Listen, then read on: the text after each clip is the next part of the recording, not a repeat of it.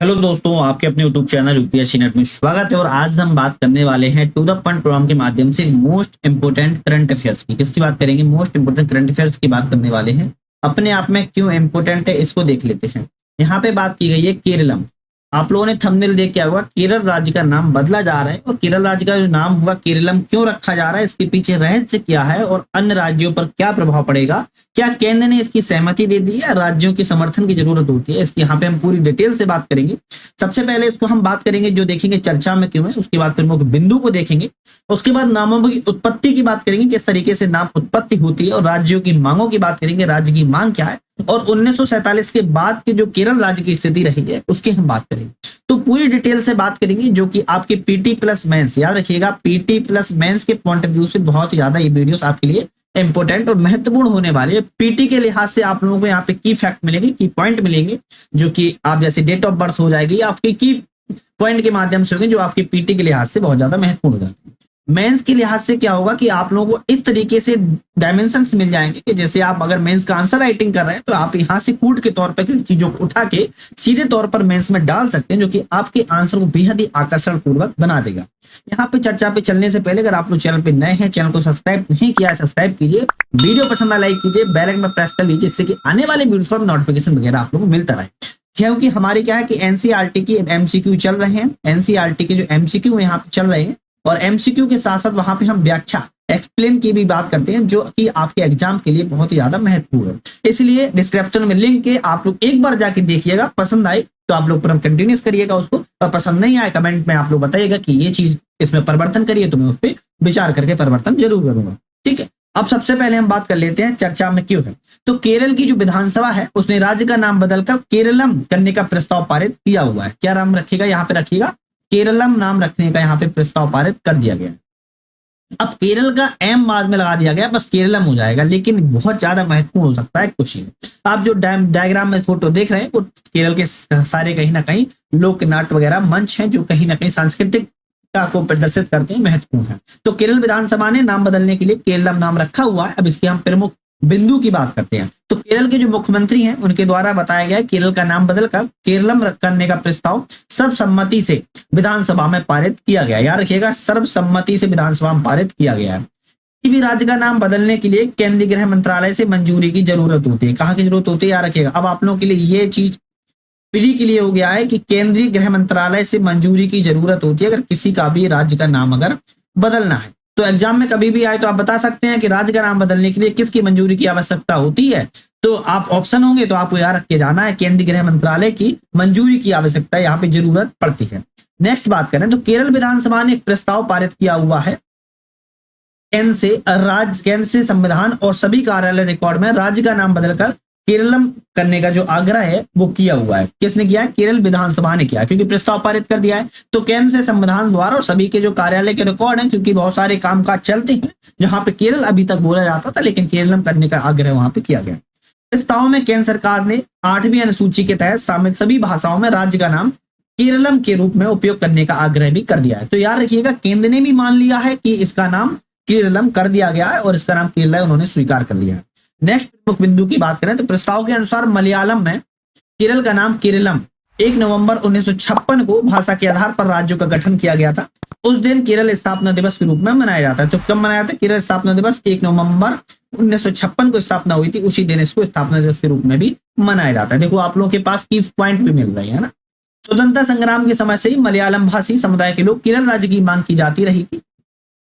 तो आप देख सकते हैं जो स्वतंत्रता संग्राम था उसके बाद ही मलयालम के जो लोग थे स्वतंत्रता की मांग कर रहे थे। हालांकि संविधान में पहली अनुसूची में राज्य का नाम केरल है। याद रखिएगा, जो पहली अनुसूची है संविधान में उसका नाम केरल ही है, लेकिन अब सारे कामकाज जो रिकॉर्ड में केंद्र ने भी बोल दिया कि हाँ इसको केरलम रखा जाएगा, तो अब केरलम बोला जाएगा। विधानसभा में सर्वसम्मति से केंद्र सरकार से राज्य का नाम बदलकर केरलम करने का संविधान के अनुच्छेद 3 के तहत तत्काल कदम उठाने का अनुरोध भी किया हुआ है। याद रखिएगा किस अनुच्छेद के तहत? तो आर्टिकल 3 के तहत उन्होंने कदम उठाने के लिए केंद्र से मांग की हुई है। किसने? राज्य ने की हुई है, याद रखिएगा। नेक्स्ट बात करें तो अनुच्छेद 3 नए राज्यों के गठन और मौजूदा राज्यों के क्षेत्र की सीमाओं और नामों में परिवर्तन संबंधित करता है। तो याद रखिएगा जो आर्टिकल 3 है वो किस तरीके का महत्वपूर्ण है? तो ये गठन से संबंधित है, जो राज्यों की सीमाएं हैं उनसे संबंधित है, साथ ही में उनके नाम और परिवर्तन से संबंधित है। ये सारे जो परिवर्तन होते हैं आर्टिकल 3 के तहत ही होते हैं, तो ये कहीं ना कहीं आपके लिए महत्वपूर्ण हो जाते हैं। उम्मीद है पूरा सेशन आप लोग देख रहे होंगे, पसंद आ रहा होगा, क्योंकि अब हम बात करने वाले हैं नामों की उत्पत्ति कैसे होती है। तो पूरा चैनल पसंद आ रहा है तो लाइक कीजिए, सब्सक्राइब कीजिए, बेल आइकन प्रेस कर लीजिए। डिस्क्रिप्शन जाके बहुत सारी लिंक है, आप उसमें भी जाके वीडियोस को देख सकते हैं। नामों की उत्पत्ति की बात करते हैं। केरल नाम की उत्पत्ति के बारे में कई सिद्धांत हैं, जैसे कि केरल का उल्लेख करने वाला सबसे पहला पुरालेख है जो सम्राट अशोक का 257 ईसा पूर्व का शिलालेख सेकेंड है, याद रखिएगा। केरल नाम का सबसे पहला जो शिलालेख मिलता है अशोक का मिलता है, सम्राट अशोक का मिलता है, वो भी किस सन का मिलता है तो 257 ईसा पूर्व का मिलता है, याद रखिएगा, ठीक है। और शिलालेख सेकेंड है वो। शिलालेख में स्थानीय शासक को केरल पुत्र के रूप में संदर्भित किया गया, याद रखिएगा। जो शिलालेख है उसमें बोला गया है वहां के स्थानीय लोकल शासक थे उसको केरल पुत्र रूप में बोला गया है।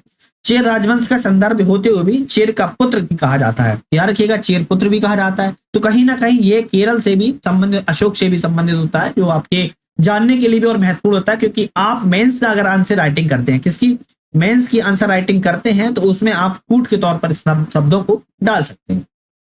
केरल के बारे में अगर विद्वानों का मत की बात किया है तो इसकी उत्पत्ति चेरम से हुई है। किसकी उत्पत्ति हुई है? केरल की उत्पत्ति चेरम से हुई है।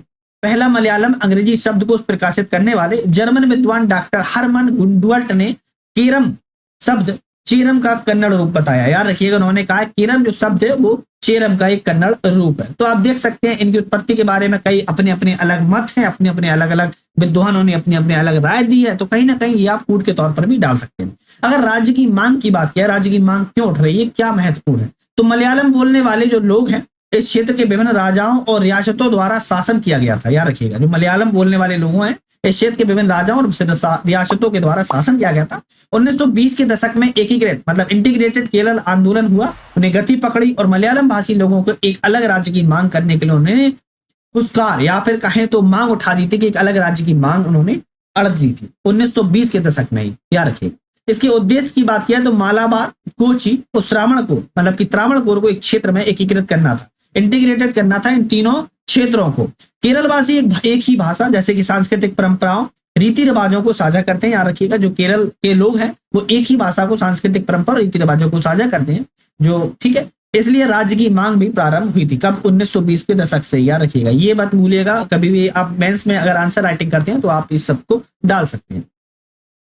1947 के बाद की अगर राज्य की बात किया तो आजादी के बाद रियासतों का विलय और एकीकरण केरल राज्य के गठन की दिशा में एक बड़ा ही कदम था। 1 जुलाई 1949 को, कब? 1 जुलाई, याद रखिएगा, ये डेट महत्वपूर्ण है। 1 जुलाई 1949 को त्रावणकोर और कोची दो राज्यों को एकीकृत किया गया था। जो त्रावणकोर है और कोची है इन दोनों राज्यों को मिला दिया गया था, जिसमें त्रावणकोर कोची राज्य का जन्म हुआ था, याद रखिएगा। जो राज्य का जन्म हुआ था वो त्रावणकोर और कोची राज्य का यहाँ पे जन्म हो गया था, क्योंकि दोनों राज्यों को यहाँ पे मिला दिया गया था। नेक्स्ट बात करें, जब राजाओं को भाषाई आधार पर पुनर्गठित करने का निर्णय लिया गया तो केंद्र सरकार राज्य पुनर्गठन आयोग ने केरल राज्य के निर्माण की सिफारिश की थी। सैयद फैजल अली जो कि आयोग के सदस्य थे, जो सैयद फैजल अली थे, उनके अधीन आयोग ने मालाबार जिले को और कारसरगोड के तालुक को मलयालम भाषी लोगों के राज्य में शामिल करने की सिफारिश की थी। किनसे की थी? सैयद फजल अली ने की थी। उनके अधीन एक आयोग था, उन्होंने मालाबार जिले और कासरगोड जिला था, तो उस दोनों को मलयालम भाषी लोगों को गठित करने का यहाँ पर उन्होंने सुझाव दिया था, यहाँ पे सिफारिश की थी। नेक्स्ट बात करें, यहाँ पे केरल राज्य की आप स्थिति को देख सकते हैं। केरल राज्य का 2 डायग्राम है, एक फिजिकल और एक यहाँ पे राजनीतिक है, पॉलिटिकल है, दोनों मैपों को आप यहाँ पे देख सकते हैं। केरल राज्य 1 नवंबर 1956 को अस्तित्व में आ गया था। इन सब सिफारिशों के बाद 1920 के दशक से ही मांग जो उठ रही थी, उसके बाद अगर देखा जाए तो अपने वर्तमान स्वरूप 1 नवंबर 1956 में आ गया था। मलयालम में केरल को केरलम कहा जाता है, याद रखिए। मलयालम में क्या कहता है? केरलम ही कहा जाता है, जबकि अंग्रेजी में इसको केरल कहा जाता है। लेकिन अब क्या कहा जाएगा इसको, आप लोगों को पता होगा, पूरी कहानी सुन के केरलम ही कहा जाएगा, ठीक है। तो कहीं ना कहीं ये जो वीडियोस थी आपके लिए बहुत ज्यादा महत्वपूर्ण थी। अब यहाँ पे हम जो बात करने वाले हैं आपके लिए एक प्यारा सा क्वेश्चन हो जो कहीं ना कहीं आपके एग्जाम को एक अलग ही दिशा में मूर्त रूप दे जाएगा। यहाँ पे बात करें निम्नलिखित कथनों पर विचार कीजिए। आप लोगों का हर बार की तरह यहाँ पे आंसर देना है मुझे कमेंट में। कमेंट में क्यों देना है? जिससे मुझे पता लगता है और आपको भी पता लगता है कि हम कितना इस डिटेल को देख पाए। केरल का उल्लेख करने वाला सबसे पहला पुरालेख सम्राट अशोक का 257 ईसा पूर्व का शिलालेख सेकंड था। नेक्स्ट है अनुच्छेद 3 नए राज्यों के गठन, मौजूदा राज्यों की सीमाओं और नामों में परिवर्तन से संबंधित।